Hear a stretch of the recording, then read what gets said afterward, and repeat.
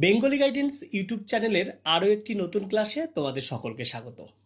দীর্ঘদিন পর গরমের প্রকোপ কিছুটা কাটিয়ে আজকে আবার নতুন ক্লাস নিয়ে আসলাম। দেখো, আমরা আগের ক্লাসগুলোতে উপসর্গ সম্পর্কে জেনেছি, উপসর্গের শ্রেণীবিভাগ সম্পর্কে জেনেছি, আবার উপসর্গের শ্রেণীবিভাগের বিস্তারিত আলোচনা করেছি দুটো ক্লাসে, সংস্কৃত উপসর্গ এবং বাংলা উপসর্গ সম্পর্কে। আর একটা ক্লাস উপসর্গ থেকে না করালেই হচ্ছিল না, সেটা হচ্ছে বিদেশি উপসর্গ সম্পর্কে বিস্তারিত আলোচনা। এই বিদেশি উপসর্গের বিস্তারিত আলোচনার প্রথমেই আমাদের যে বিষয়টা জানা প্রয়োজন সেটা হচ্ছে বিদেশি উপসর্গ আসলে কি। আমরা প্রথমে বিদেশি উপসর্গ সম্পর্কে একটু দেখব। আচ্ছা দেখো, বিভিন্ন বিদেশি ভাষার সঙ্গে সঙ্গে যেসব ভাষার কিছু কিছু উপসর্গ বাংলা ভাষায় গৃহীত হয়েছে, এই সব বিদেশি ভাষার উপসর্গগুলোকেই বিদেশি উপসর্গ বলা হয়। তাহলে আমাদের এর পরে দেখা দরকার যে এর সংখ্যা কত। দেখো, বিদেশি উপসর্গের সংখ্যা হচ্ছে অনির্দিষ্ট, অর্থাৎ এর কোনো নির্দিষ্ট সংখ্যা নেই। আমরা তৎসম উপসর্গ সংখ্যার ক্ষেত্রে বলেছিলাম যে 20টি, কিন্তু এক্ষেত্রে এরকম কোনো নির্দিষ্ট সংখ্যার কথা আমরা বলতে পারবো না। আচ্ছা, এরপরে আমরা দেখব এই বিদেশি উপসর্গ কোনগুলো। দেখো, বিদেশি উপসর্গের মধ্যে অবশ্যই ফার্সি উপসর্গ রয়েছে, আরবি উপসর্গ রয়েছে, ইংরাজি উপসর্গ রয়েছে এবং হিন্দি উর্দু উপসর্গ রয়েছে। আমরা প্রথমের আলোচনায় এগুলো কিন্তু দেখেছিলাম। দেখো, ফার্সি উপসর্গ থেকে যেগুলো না পড়লে নয় সেগুলো কোনগুলো? কার, দর, না, নিম, ফি, বদ, বে, বর, ব, কম, এইগুলো কিন্তু তোমাদের পড়তেই হবে। আর আরবি উপসর্গ থেকে 4টে কিন্তু খুব জোর দিয়ে পড়তে হবে। কোনগুলো জানো? আম, খাস, লা, গর। আম, খাস, লা, গর, মনে থাকবে এই 4টে। আর ইংরেজি উপসর্গ থেকে অন্তত 4টে পড়তেই হবে, 5টাও কোনো কোনো ক্ষেত্রে পড়তে হয়। আচ্ছা, মানে মোস্ট ইম্পর্টেন্ট 4টে কোনগুলো? ফুল, হাফ, হেড, সাব, এই 4টে পড়তে হয়। অনেক ক্ষেত্রে মিনি শব্দটা এর ক্ষেত্রে যোগ হয়ে যায়।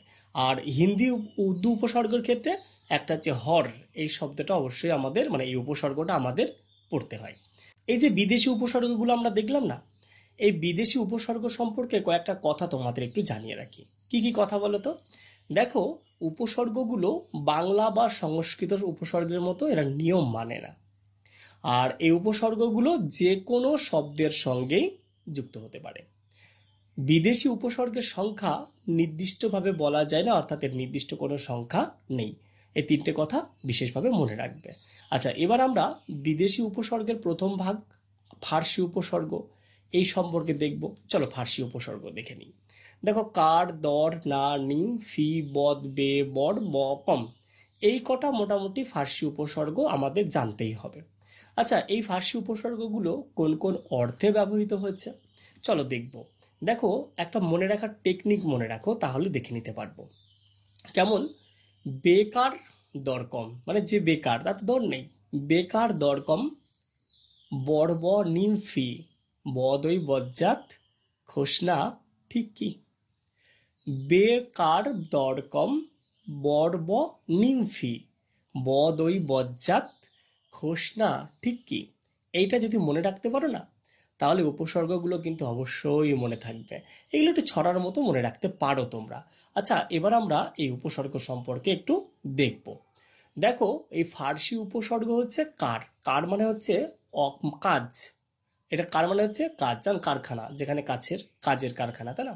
কারসাজি মানে এর মধ্যে কাজ রয়েছে, কারচুপি কাজ রয়েছে, কারবার, কারদানি, দেখো এগুলো সব কাজ অর্থে ব্যবহৃত হয়েছে। আর দর মানে মধ্যস্থ বা একজনের অধীন, যেমন দরপত্তনি, দরপাট্টা, দরদালান, এগুলো। আর না মানে না আবার অভাব অর্থে ব্যবহার করা হয়, যেমন নাচার, নারাজ, না মঞ্জুর, নাখোশ, নালায়েক, এগুলো না অর্থে বা কখনো অভাব অর্থে বোঝানো হচ্ছে। আর নিম মানে হচ্ছে আধা, অর্ধেক, যেমন দেখো নিমরাজি, নিম লিখুন, এইগুলো। আর ফি মানে প্রতি বা অর্ধেক, প্রতি বা অর্ধেক, ফি রোজ, ফি হপ্তা, ফি বছর, ফি সন, ফি মাস, বুঝতে পারছো? এগুলো প্রত্যেক বা প্রতি। আর বদ মানে মন্দ বা খারাপ, বদমেজাজ, বদরাগী, বদমাস, বদহজম, বদনাম, এগুলো মোটামুটি। আর যদি বে বলি, বে মানে না, যেমন বেয়াদব, যার আদব নেই, তাই না? বেকসুর, বেকায়দা, বেগতিক, বেতার, বেকার, এগুলো সব না অর্থে। আর বর মানে হচ্ছে কখনো বাইরে বা মধ্যে, এই দুটোকে বোঝাতে পারি আমরা।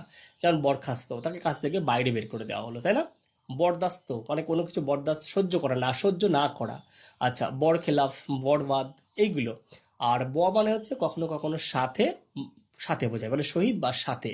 যেমন বমাল, বনাম, বকলম হচ্ছে একজনের সঙ্গে আরেকজনের খেলা, তাহলে মাঝে আমরা বলি বনাম, তাই না? ভারত বনাম পাকিস্তান, ঠিক। আচ্ছা, তাহলে এক্ষেত্রে আমরা বলবো সাথে। আর কম মানে হচ্ছে স্বল্প বা অল্প, তাই না? যেমন কমজোর, কম বখত, এইগুলো হচ্ছে কম। তাহলে ফার্সি উপসর্গের আমরা ব্যবহার তো মোটামুটি দেখে নিলাম, অর্থ দেখে নিলাম। এবার আমরা চলে যাচ্ছি পরবর্তী উপসর্গ, আরবি উপসর্গে। আমি আরবির ক্ষেত্রে তোমাদের চারটে অবশ্যই ভালো করে মনে রাখতে বলেছি। আমখাস লাগর, তাই না? আচ্ছা, এর কি মনে করার বা মনে রাখার কোনো টেকনিক আছে? দেখো, সোশ্যাল মাধ্যমে তো বহু রকম টেকনিক পাওয়া যায়। এই চারটে আশা করি সকলের মনে থাকবে। তবু যদি মনে না থাকে, তাহলে তোমরা এই সূত্রটাকে অ্যাপ্লাই করতে পারো। যেমন আম দরবার এবং খাসমহল, এই দুই জায়গাতেই মন্ত্রী গড়মিল করে লাফাত্তা। এই যে আম দরবার, দেখো আমটা ব্যবহার করা হচ্ছে ওর সাথে, খাসমহল, খাস শব্দটা ব্যবহার করা হচ্ছে না, খাস উপসর্গটা মনে রাখতে হবে। আম দরবার এবং খাসমহল, এই দুই জায়গাতেই মন্ত্রী গড়মিল করে লাপাত্তা হচ্ছে। তাহলে দেখো, এই যে আরবি উপসর্গ যে চারটে মোটামুটি আম, খাস, গড় আর লা, এই চারটে মোটামুটি এর মধ্যে পাচ্ছ। আচ্ছা, এর ব্যবহারটা তাহলে কিভাবে দেখব? দেখো, এই যে আম মানে হচ্ছে সাধারণ, যেমন আম জনতা, আম দরবার, আম মুক্তার, এগুলো না। আর খাস মানে হচ্ছে বিশেষ, আমরা যখন অনেক ছোটতে খাস খবর শুনতে পেতাম, ঠিক না, দূরদর্শনে। তাহলে খাস মহল, খাস জমি, খাস খবর, খাস কামরা, খাস দরবার, এগুলো সব খাস। আর লা মানে হচ্ছে না, না। যেমন লাজবাব, লাখরাজ, লাওয়ারিশ, লাফাত্তা, বুঝতে পারলে? আর গড় মানে হচ্ছে অভাব, যেমন গড়মিল, গড় হাজির, গড় রাজি, এইগুলো। আচ্ছা, এই আরবির পরে আমাদের যেগুলো দেখা দরকার সেটা হচ্ছে ইংরাজি উপসর্গ। আমরা মোটামুটি ইংরাজি উপসর্গ থেকে চারটে ভালো করে পড়ব। ফুল, হাফ, হেড, সাব। এর পাশাপাশি মিনিটাকে আমরা মনে মনে একটু পড়ে রাখতে পারি বা মুখে মুখে পড়ে রাখতে পারি। আচ্ছা, ফুল, হাফ, হেড, সাব, এই চারটাতে তোমাদের এমনিতেই মনে থাকবে। তবুও মনে রাখার কৌশলটা দেখো অদ্ভুত। ফুলবাবু হাফ টিকিট কেটে হেড অফিসের বড়বাবু সাব ইন্সপেক্টরের সাথে দেখা করতে যাচ্ছেন। ফুলবাবু হাফ টিকিট কেটে হেড অফিসের বড়বাবু সাব ইন্সপেক্টরের সঙ্গে দেখা করতে যাচ্ছেন। তাহলে ফুল মানে হচ্ছে ফুলবাবু, তাই না? একটা মনে রাখতে পারছো উদাহরণ। আর হেড অফিস, বড়বাবু, সাব ইন্সপেক্টর, মনে থাকছে এগুলো? দেখো, এখানে চারটে কিন্তু রয়েছে। আচ্ছা, এর অর্থ এবং উদাহরণ কেমন হতে পারে? দেখো, ফুল মানে হচ্ছে পূর্ণ, তাই না? পূর্ণ মানে সম্পূর্ণ। যেমন ফুল হাতা মানে বড় হাতা জামা, ফুল শার্ট, ফুল বাবু, ফুল প্যান্ট, এগুলো সব ক্ষেত্রে। আর হাফ মানে হচ্ছে অর্ধেক, কেমন? হাফ হাতা, তাই না? হাফ টিকিট, তারপরে হাফ স্কুল, হাফ প্যান্ট, এগুলো হাফ। আর হেড মানে হচ্ছে প্রধান, আমরা অবশ্যই বলি হেডমাস্টার, বলি না? আচ্ছা, হেড অফিস, হেড পণ্ডিত, এগুলো সব বোঝায়। আর সাব মানে কারো অধীনে, সাব মানে কি? কারো অধীনে, যেমন sub inspector, sub office, sub জজ, এইগুলো। তাহলে মোটামুটি দেখো, এই যে ফুলবাবু হাফ টিকিট, এইগুলো কিন্তু উদাহরণ হিসেবে মনে থাকবে, ঠিক আছে? এরপরে আমাদের আর একটা উপসর্গ সম্পর্কে জানতে হবে, সেটা হচ্ছে হিন্দি উর্দু উপসর্গ। হিন্দি উর্দু উপসর্গ একটাই রয়েছে, জানো তো কি? সেটা হর। দেখো, আমি স্ক্রিনে সেটাকে দেখানোর চেষ্টা করছি, হর। তাহলে এখান থেকে উদাহরণ হিসাবে তো একটাই মনে রাখতে হবে, তাই না? এই হরের আবার অর্থ রয়েছে, দুটো অর্থে ব্যবহার করা হয়। কিরকম জানো তো? একটা প্রত্যেক, একটা হচ্ছে নানা।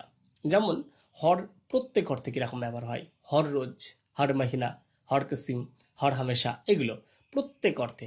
আর নানা অর্থে হরদম, হর কথা, হরেক, আর অন্য সময় না হরেক মাল 10 টাকা। তাহলে দেখো, এই যে কিছু কিছু শব্দ অর্থাৎ কিছু কিছু উপসর্গগুলো আমরা কিভাবে ব্যবহার করছি, তার কোনটার কি কি অর্থ বোঝাতে পারে, আমরা আজকের এই ক্লাসের সাথে সাথেই উপসর্গের বিস্তারিত আলোচনাটা শেষ করে ফেললাম। দেখো, প্রত্যেকটা ছোট ছোট অংশ যখন সিলেবাসে দেখি না, মনে হয় এ থেকে আর কি ধরনের প্রশ্ন পড়তে হতে পারে। কিন্তু যখন আমরা ভিতরে ঢুকে বিস্তারিত পড়ি, তখন মনে হয় না তো, এর বিষয়টা তো অনেকটা বড়। তাই আমি দেখো, উপসর্গ শব্দটা চারটে সংখ্যার মধ্যে থাকলেও দেখে মনে তো উপসর্গ, এতে একটুখানি অংশ, এই আর কি পড়বো, উপসর্গ কি, উপসর্গ কোথায় বসে, উপসর্গ কথার অর্থ কি, এই তো জানলে হয়ে গেল, তাই না? কিন্তু দেখো 4টে ক্লাসে এমন ভাবে বিষয়গুলোকে উপস্থাপন করলাম, এর ভিতরে আর বিস্তারিত আলোচনার প্রয়োজন ছিল না। তবুও যতটা অংশে আলোচনা করতে পেরেছি, আশা করছি একটু হলেও তোমরা উপকৃত হবে। তীব্র গরমের মধ্যে সব দিন ভিডিও দিতে পারছি না, এটা যেমন সত্যি, তবু চেষ্টা কিন্তু চালাচ্ছি। আজকে ক্লাস এসেছে, হয়তো আরো 2 দিন মাঝখানে না আসলেও সোমবার একটা ক্লাস আসার সম্ভাবনা রয়েছে। যাই হোক, দেখা হচ্ছে আগামী দিন আবারও অন্য কোনো নতুন আলোচনামূলক ক্লাস নিয়ে। ততক্ষণ তোমরা ভালো থাকো আর সুস্থ থাকো। আর হ্যাঁ, একটা কথা, তোমাদের মধ্যে অনেকেরই প্রশ্ন আছে, দাদা কারক থেকে করান, সমাস থেকে করান। দেখো, আমি সিলেবাস ধরে ধরে এগোনোর চেষ্টা করছি, আমি প্রত্যেকটা পার্ট করিয়ে দেবো, এটা কথা দিয়েছি। আমাকে একটু সময় দাও তোমরা। যাই হোক, ভালো থেকো, সুস্থ থেকো। তোমাদের এই চ্যানেলকে ভালোবেসে চ্যানেলের সাথে জুড়ে থাকো।